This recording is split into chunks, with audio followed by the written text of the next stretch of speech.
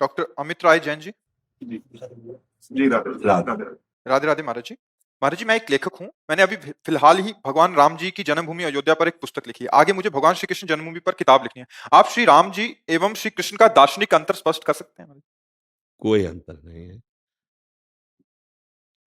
Film तो आप देखते ही हैं, एक अभिनय करता विविध फिल्मों में विविध स्वांग करता है, अभिनय करता है, पहचानने वाला कभी संशय नहीं रखता है क्या? देखो, वो एक बहुत बड़े वो जो निगेटिव रोल करते हैं उनको क्या कहते हैं? विलन। अब वो हर फिल्म में नकारात्मक रोल करते हैं और कई में सकारात्मक किया, तो वो सकारात्मक करे या नकारात्मक करे, पहचानने वाला क्या कहता है? लेके चला। हाँ, तो प्रभु कभी रुद्र रूप में, कभी सौम्य रूप में, कभी श्रृंगार मूर्ति में, कभी भयानक रूप में। वही वाराह, वही नृसिंह, वही मत्स्य, वही कूर्म, वही राम, वही कृष्ण। अभिनय है ये प्रभु का। अवतार लेकर अपने भक्तों के लिए सुख देने के तत्व वही है। तत्व में किंचन मात्र भी अंतर नहीं। जो अत्यंत गंभीर गुणों के समुद्र मर्यादा पुरुषोत्तम भगवान राम है, वही तरंगायमान प्रेम समुद्र, लीलापरायण, ललित त्रिभंगी, मुरली मनोहर, जिनकी कटाक्ष बड़े बड़े मुनियों को भी मोहित कर ले, वही श्री कृष्ण। किंचन मात्र कोई अंतर नहीं है, अभिनय में है। वो मर्यादा पुरुषोत्तम मर्यादा का वहां अभिनय कर रहे, और यहां प्रेम मर्यादा है, जो समस्त मर्यादाओं के बांध को तोड़ करके उच्छलित होती है, उसे प्रेम कहते हैं। समस्त नियमों की जहां पूर्णता होती है, उसे प्रेम कहते हैं।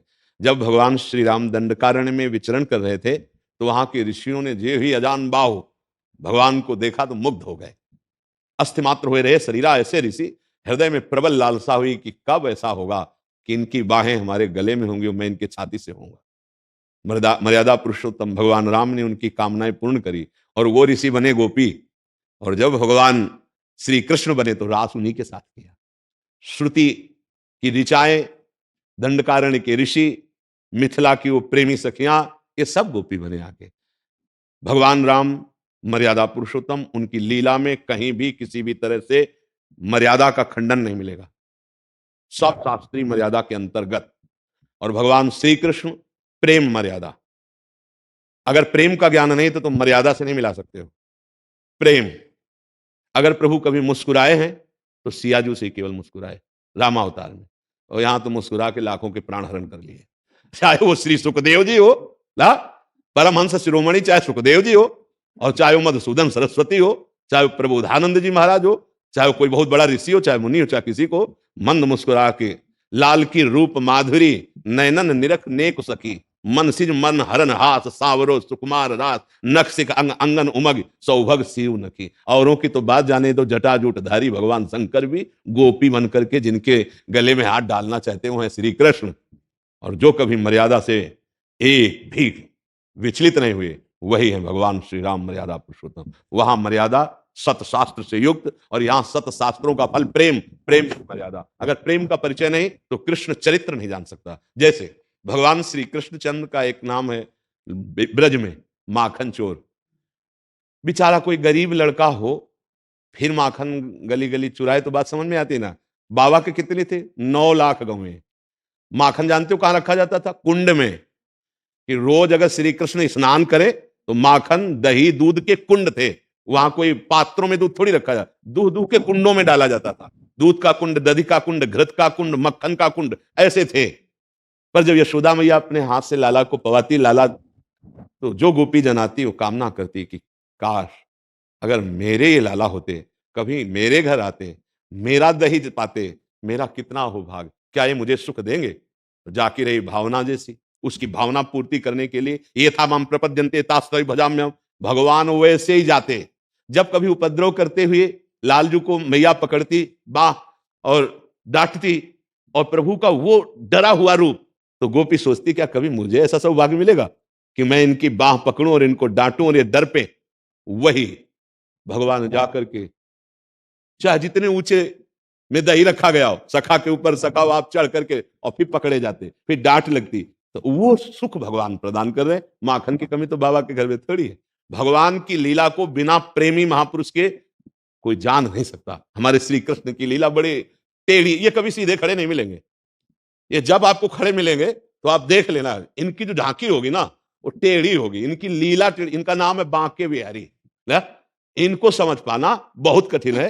पहले राम जी की मर्यादा को समझो और आराधना करो, तब कृष्ण जी की प्रेम मर्यादा में प्रवेश आए। यहां केवल प्रेम की मर्यादा, प्रेम ही प्रेम, प्रेम ही प्रेम।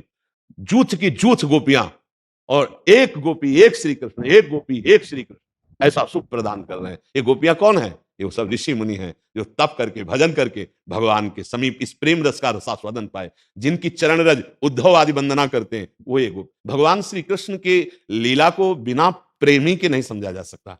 इनको दार्शनिक तौर पर नहीं समझा जा सकता।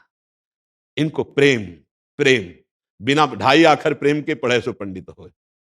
ये जब तक प्रेम नहीं समझोगे तब तक, और प्रेम समझ के परे की बात है। सूक्ष्मतरम प्रतिक्षण वर्धमानम कामना रहितम अनुभव स्वरूपम, ये प्रेम का जो स्वरूप है, अनुभव स्वरूपम। तो इसलिए वही हरि राम है, वही हरि कृष्ण है। श्री कृष्ण से प्रार्थना करो कि मुझे योग्यता प्रदान करो, आपके पावन चरित्र के विषय में हम कुछ गान करना चाहते हैं, तो वही योग्यता देंगे, वही लिखवा देंगे। वो मुकम करोति वाचालम पंगुम लंघयते गिरिम, बकाया वो इतने लीला विहारी हैं कि उनको समझ पाना बड़ा कठिन है। ललकार रहा है काल्यवन, अरे कहां भाग रहे हो तुम? अपनी महिमा में समझो, तुम्हारा विश्व ये नाम ले रहा है कि बहुत बलवान हो। ये पीछे मुड़ के ले देख रहे, भाग रहे, पीताम्बर पहरा रहा है। क्या नाम पढ़ा जानते हो?